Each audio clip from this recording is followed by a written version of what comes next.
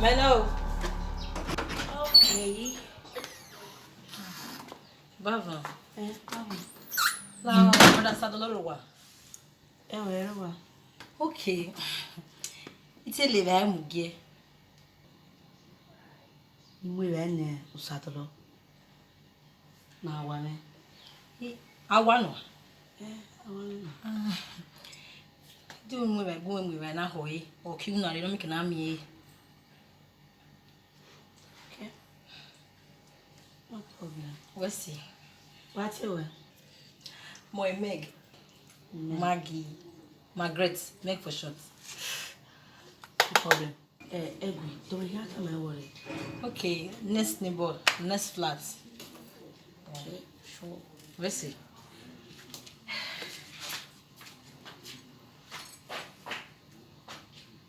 Irai. Muna wale no die vo kimnare.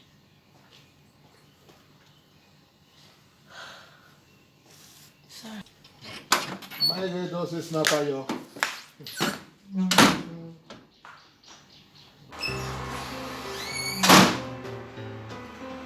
Honey, I'm home. Oh. Sweet. Oh. How are you? Okay. How's work today? Well, I went out to see one of my clients. Okay. Well, you live at Wawa. Is it get fresh now? All right. Sister Meg, see. Oh. Meg. Yes. Where I go? Oh, you met her already? Yeah. Wow, and Meg, I mean, she's a very nice lady. Okay. Yeah, yes. But I'm so glad you met her. Okay. Okay, no problem. Me am where I go no. No. When also. We beg you right now, the sister making more. We're gonna have this for dinner. You were lady will eat that tomorrow. Okay? Only where you were now. Mania, me so far live I will worry me very. Okay, yeah. Who you get all those over me? It's not nice. Point of correction. The sister Meg wired radio. Like I said before, Sister Meg is a very nice lady. Okay? I'm glad you met her already. No problem. So we can have this for dinner, okay? That's what you want. No, both of us, please.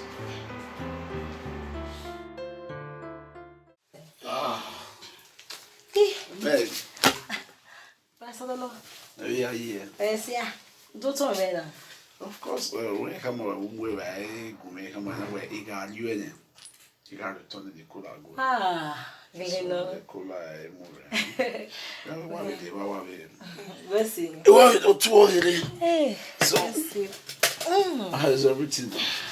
Oh, yes, so it will. I go, I'm very, very okay. How's work? I will get there now. What's our way? Here we see. Wow. That was it. Oh, The good thing is that wife our right being, so I give you all room and need so I'm so happy about that. yeah, that's true. Okay. Good. Hey, Pastor Lolo, how about you? Oh, yeah, they are doing fine.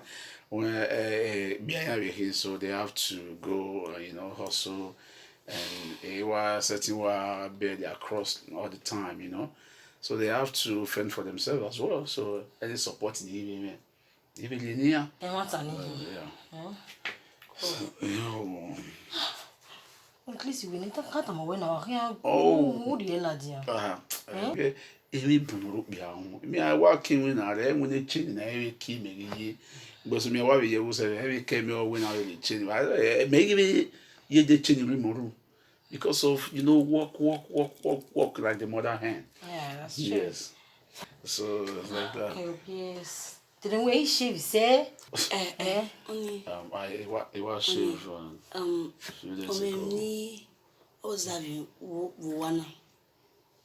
A cut a cake with a paint. Oh, Jane, avoid no image. Oh, yes. Okay. Exactly, paint and cotton. Oh, that's true. You're right. Not an hand. How we cutting the row? My brother the log barrier key. Then all the care when you really lay or you are dealing cotton. I always say, I will make my the same cotton so that you have a so wage yet you feel at home as if no or maybe no. Of course. I understand. I want to make up by my mega so we are like in fact we are very very close. Yeah. Yes. Yeah. So Yeah. Honey, you understand me, Anne? You know, soon. Let's go home. You friend the way No. No.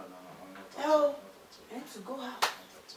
They know something where we are when I so I have to go home and sleep. So that's very ready to work myself for work. Yeah. I want to know. Okay. So, let's see. And worry. Take care of yourself. Hey, don't worry, I will kick it. You know, I want to pay your favorite food. No problem. What's great food? Yeah. Yeah. Let's see.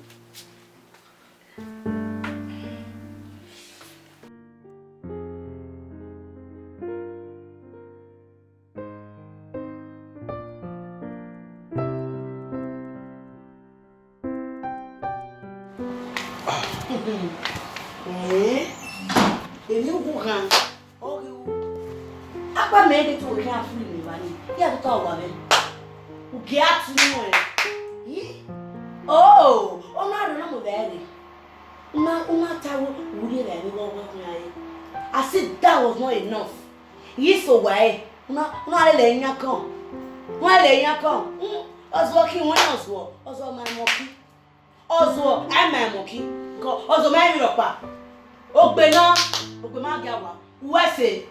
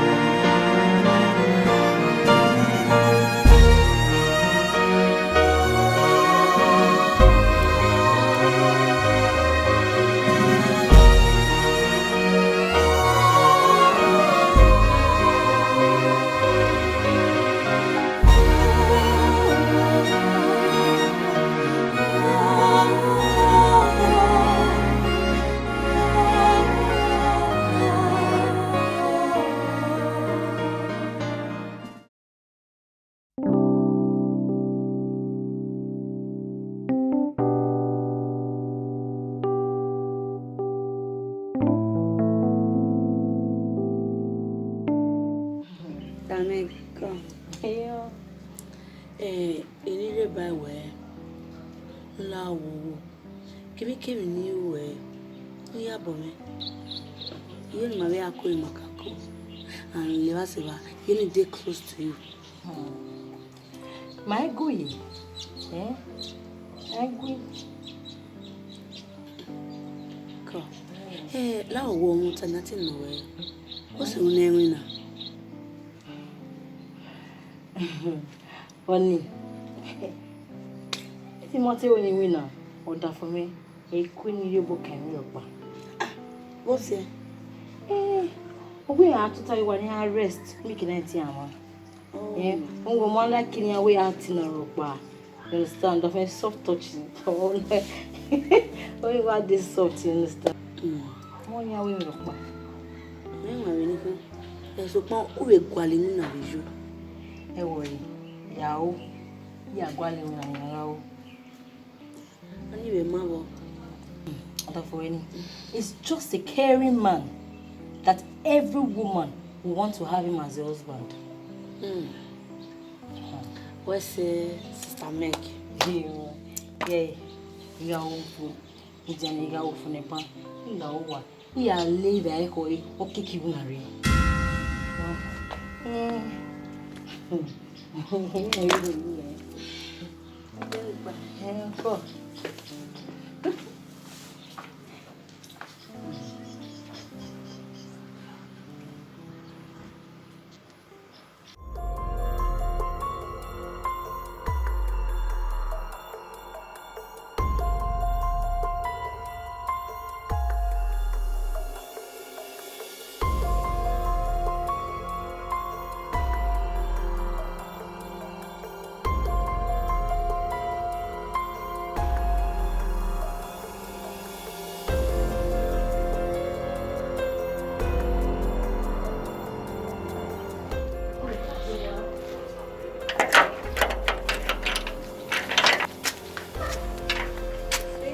Pardon.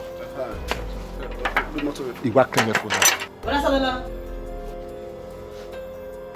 Baby, echo. Please, hold on a minute. We're on the way out the way, eh? The chief! What?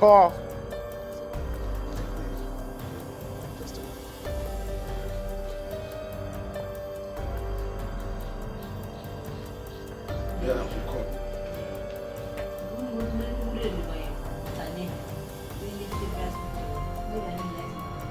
Oh, my favorite. Yes.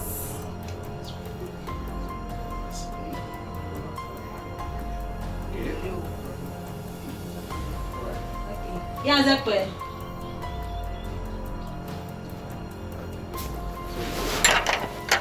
What's wrong with you?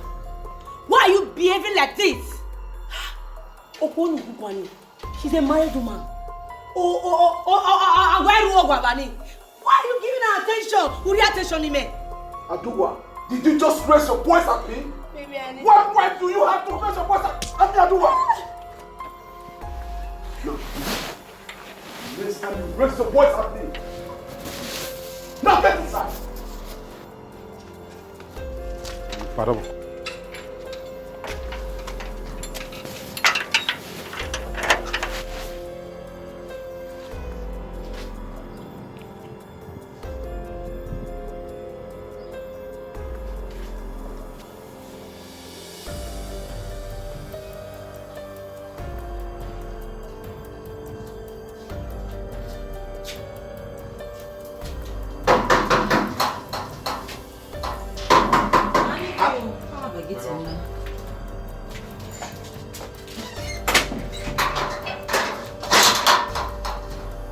Maggie. Two we what do have here say we tie we me a. Tana me we emi a o we ni wa ji.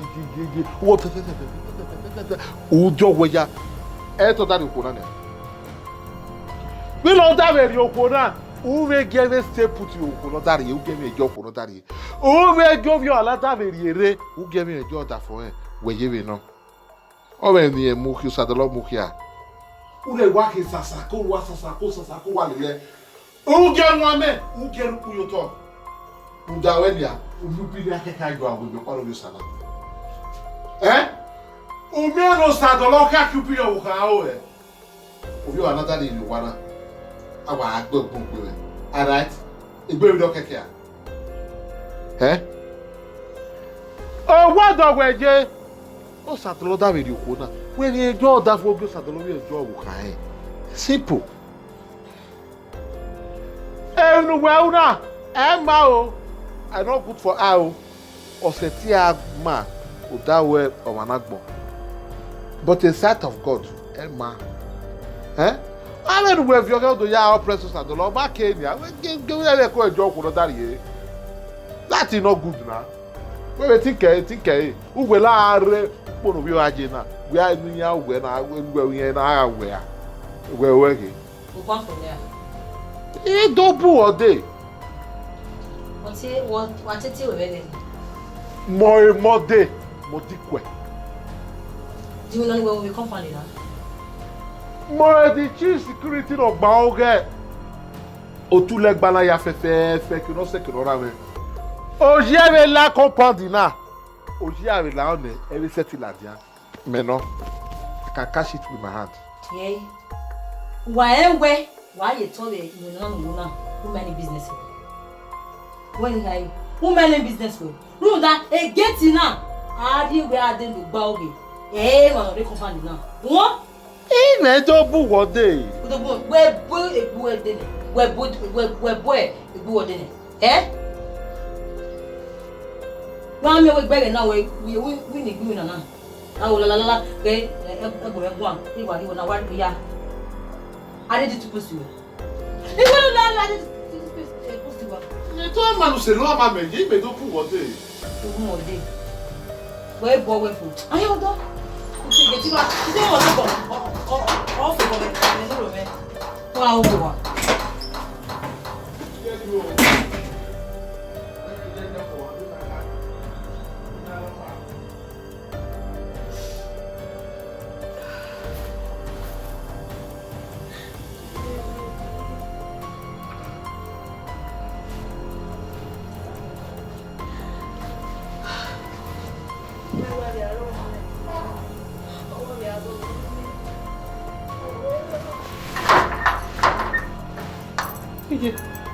Obiwa.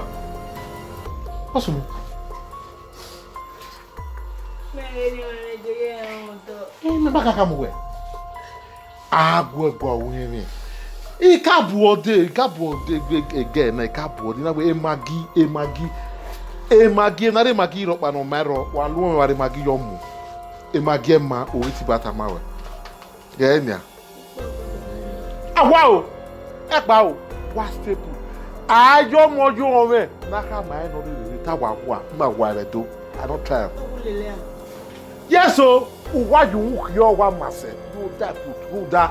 Edo ya pita we e ma na gbope anaji o ma se ma na lela ha. You da better that put o. I worry we battle. We are working at it by now. I worry. Imoto ni abu e. Ya wa bu ode. No ya kan makina. Matter na settle. To bottle of beer. Yeah.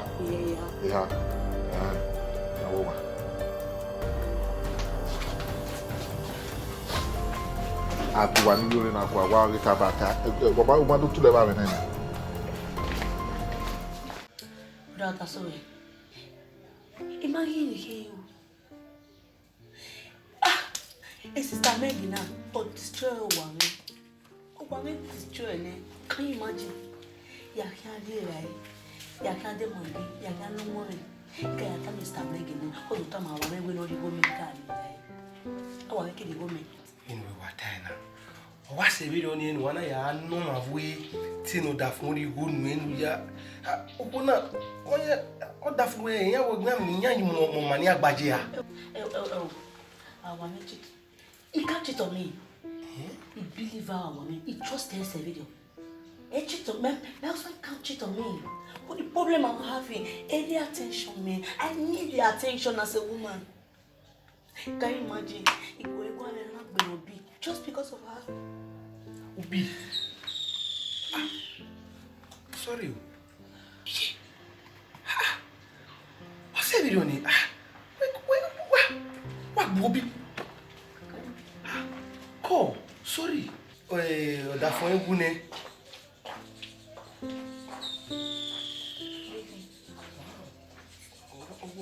Oh dear. Oh dear. As in, only when you do abi the no the time. Understand when I mean the love is you go so I fear for but the problem you run here you no time my sister ya mi o da fun ya bi go egun What do go just come talk to me. worry yen when my brother from ma bi o bi go egun go me bi ri see if you go egun bi ri when very well problem you run and we do have sorry o try no you who later no we dey be call we gbe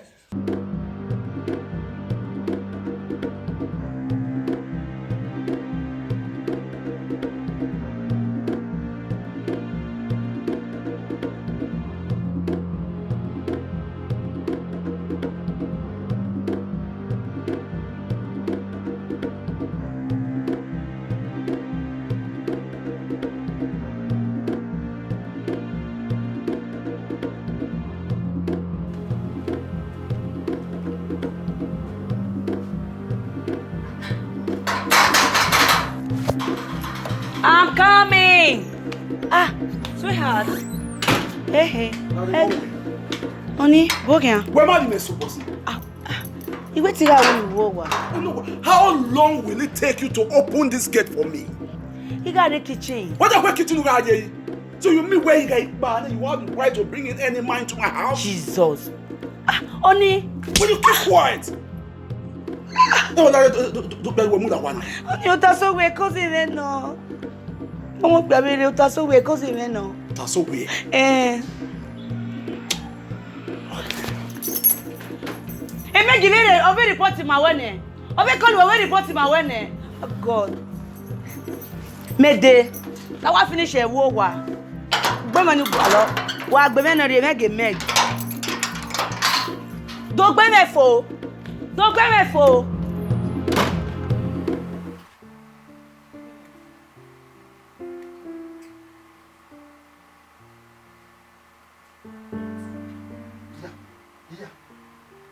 Where am I going? What happened? Oh, what make up before?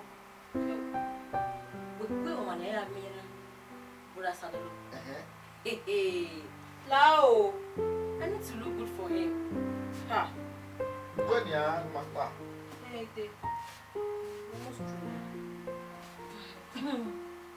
I like it.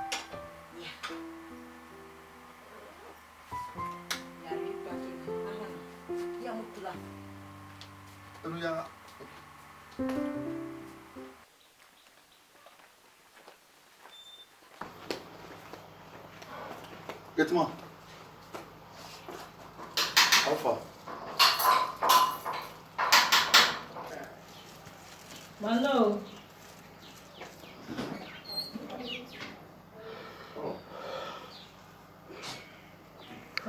Yes, We are here.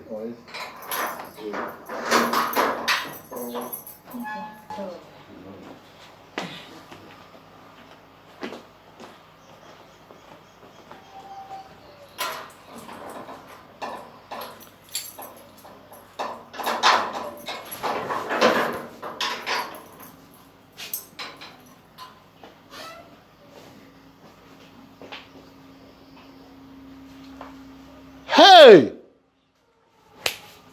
Ona oviedo agwagwa.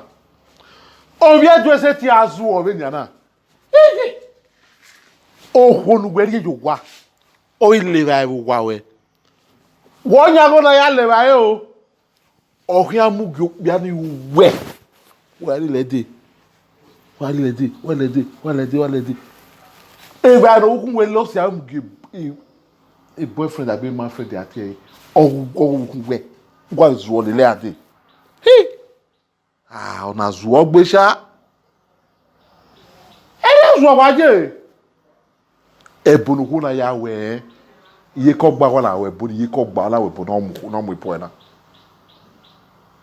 Oh, romo, manana que no nyagwa. Abi, etie gwe no yara mu ko na se we de amu. Eno ina bu gyo bia we no wo wa. Ai ta mi me a, e va meje. Ime wa.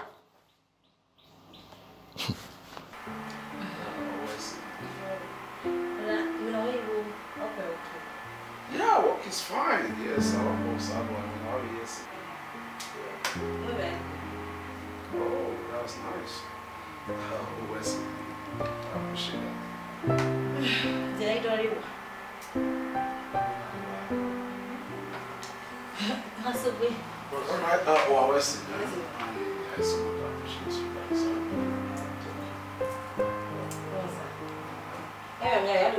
Okay. Yeah, you ready? So I will just bring the color myself. Okay. Thank you.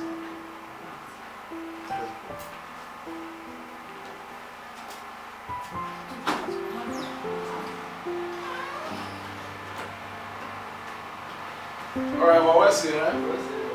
Thank you very much.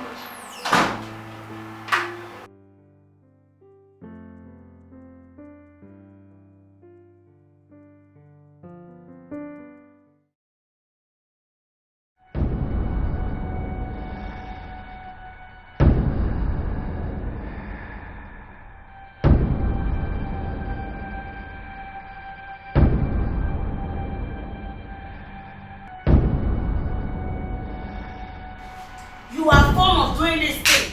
Everyone where? Go ahead. No. Team or a meg or choose one. What are you here? You keep quiet. Don't tell me that! Shut up! Don't tell me that! How many times have I warned you not to ever raise your voice at me in this house again? That's you. You don't even know where to end here. But when you have to, why? You are not man enough. Walk me up, walking. I really, I tell you, I tell you about. You can't take the decision on your own. You tell me how you are. Well, shut up! Shut up! Now, get out! Get out! Get out this 1 minute! Get out! Stupid woman! Get out! You are the one who smells like that. I'm not here.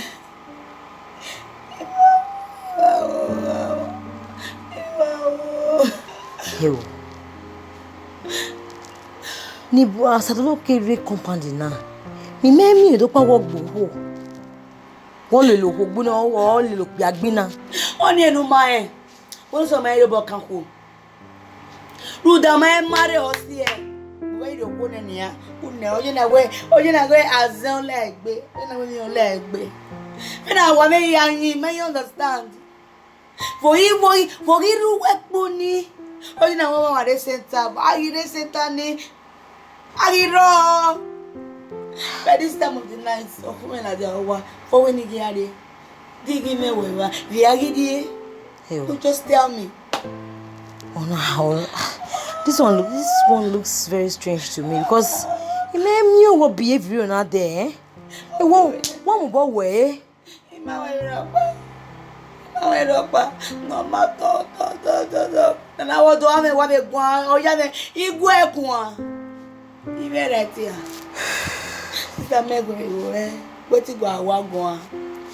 What am I going to go along? Hey, mommy.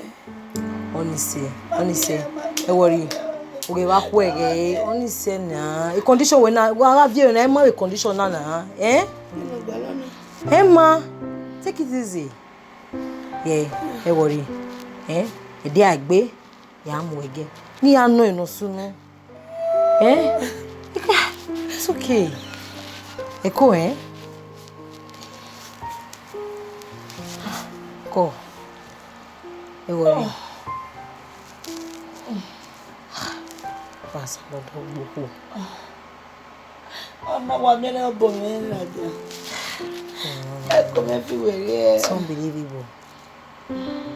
Go and see.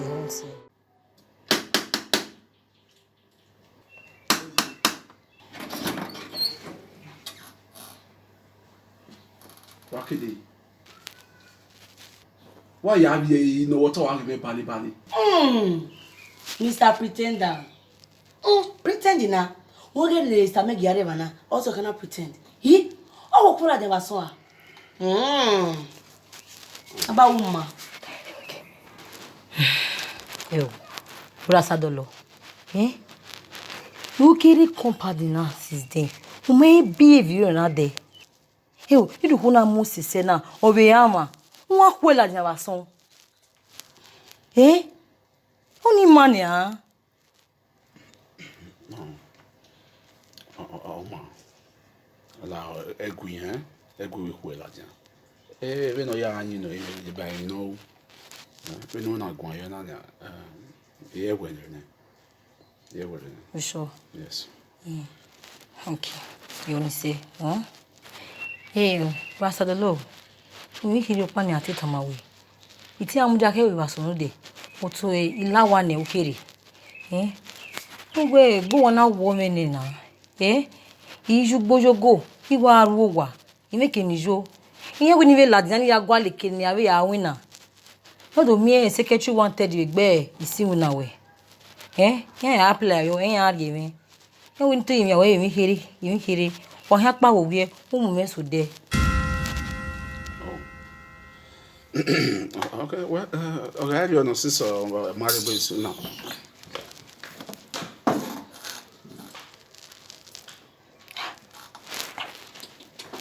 But I tell me that. It's okay. When you I can where I drop you. Egeli. We see, eh? Okay.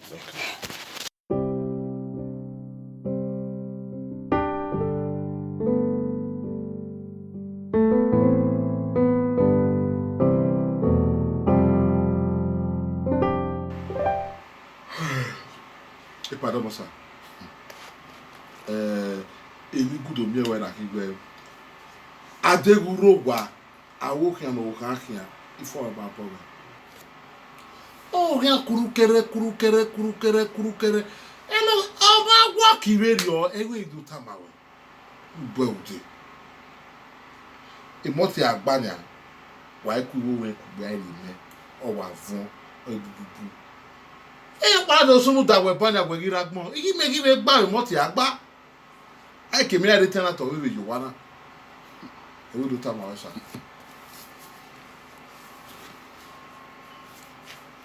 Mode. Sir. Mode. Sir. Mode. What? No batiwe. Igba harity when I made up part the Bible, said me. When I'm here where in when we move our one. I can't go where me tie you. Tell you what me not go. Mode. No, sir. Jamie. You can't go on. Oh. The one and we say, you not say you where you one eye. Get my sir. Get man. What you do can't work can. As all go have we do one you know. You wage ya we all you may tell the meta now. That you what in mystery shop. Have you what? I look after what you are any work and what you Mode. come on, sir. Magba. Yay. It came now when about gone. When what I dare you right now. Make I go. Mode. Go back to your post. Ayo. I will tell you, sir. Well, the new person, but I do ask you very well about the girl. Hey, get ready to walk away now. Yes, sir. I'm going to go away. I can't work, sir. Come on, sir. What are you? Very stupid somebody. No, not at all. Oh, hey, Mode. Hey, get my I didn't hear you, Bana. Why do we don't can't oh, my bobo can what? I'm not can wear. Eh?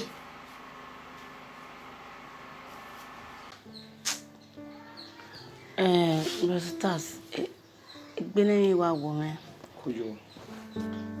Our men was you every day. Okay, can you can of you with any banana? Why be an any? Look whatever you marry. I give you one woman no day, one onion, I did what tea was soon. My brother, we are in original now. Mete way near to you a bay. When I watch it, and I tell you a bay. Runda, it didn't a meg, a meg is our war. Oh, destroy woman. Go back again. I'm our way. Uga one son of waffle. Uga one son of fool. Be that. Prophet Rukiajo, or what they do, or what 7 1.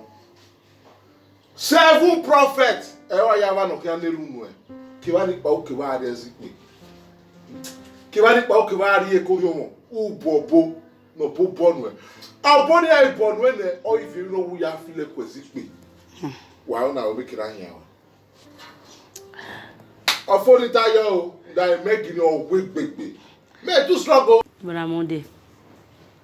I want him. Me, got your go boo. Mammy Maggie. Who's I say Maggie? I Maggie, I Margaret. Salapage Maggie.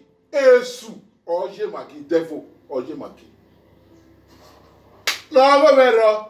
You want white time, I want it time, I Maybe wala. Just that a problem party make it to have one where a magia walk away in water or my coming a mobile yegbewe. But over no he can even have family even wala waje. That don't go to your my Monday, ye can do okay, no problem. Irrever, our woman, irrever, a Maggie, when we are solo, I saw castle, a mega, yame. O salo boaniga. Okay, yeah, ma. I really know why I tell her here. It about Umari Meta. Umari Meta. Yeah. Got your go boo. Just because of me. Daniel. Italoma was in what take care. If I may do I get me do I might clear see. You make it do I a matter of can not forget any now. You say no, maybe be married rain. When we in our feed this kind of a situation now, only we are taking off a year. A matter of video, I'm a magba. Or you want a regba, or women or magba. Only watana, you work your beaver, you why you be here at the Belnamita. A megany, a re magba, Lawo. I won't go our mego. No, dear, hospital wa. In fact, why self? Why no, I'm wagba because no, you na ya meme, or wako na. Wodo. We kiva, ya, any money, it's not ordinary. No. It's psychologically it's not okay. What? No. Okay, can you when every matter na? Ha. Oh, that's where one ya. Yeah, you win be. Winner now, I'm making winner. Oh, you even not after when I be winner. Office one. Hey.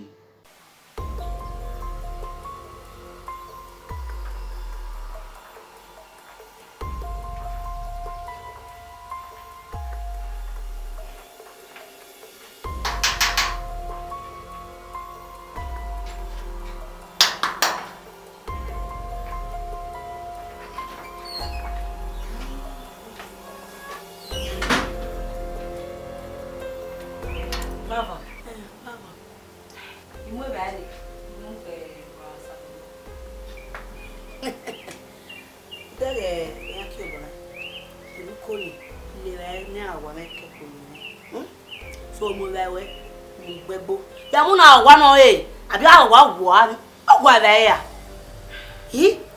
you understand the way only my husband favorite food for that matter who don't na wa no master agwa ni gbowo ye ko abi o ye dey lai ndere me no we o we me a abi sika saka lawe gbe enu ya o we no ya bie o dey na wa zuo dakoka e bla sada oh dear one way doing when I know when on my car of your camp. Everywhere. Arriva! But Mulana, you. Yale na wa nu gba ba gbon. Ulele la wa me. Don't tell me that is say. Me mo. Pure water. Oh, what take we wa give one gboro mi we. Where money me a? Let me shop it. It me wa. Abi on wetin dey never give. $1. Oh, $1 gboro mi we. Wait, collect the food, let me eat it. Am I forbidden food? Ti me wa. Ha. Egbe wa wo me o. E ba gbe ba fa ba ota. Ìyàwó tí mi sì gbé sẹ́sẹ̀ kan yẹ mẹ́sì gbọ́ ìyá ẹ̀ kẹ́rẹ́ ni wà á dé wà á léra ẹ̀ wà á gé ọ̀dà fún wà á léra ẹ̀ gé ọ̀dà fún wẹ̀ láti yẹ ti gbé bá wà yẹ ti gbé kéré ọlọ́ta pẹ̀pẹ̀ àmùgẹ́ náà ẹ̀ ọgbọ́dọ̀ yọ̀ ọ̀bọ.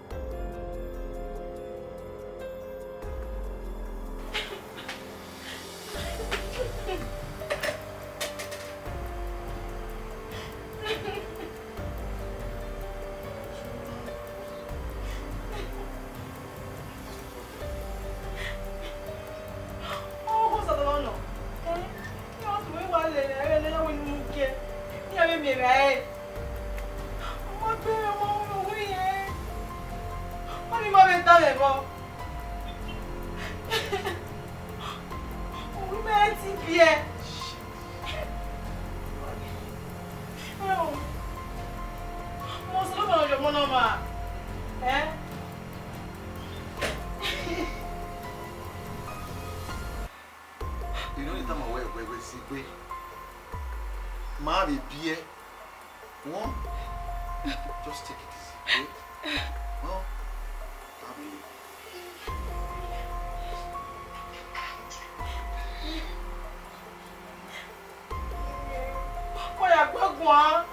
Y'a quoi,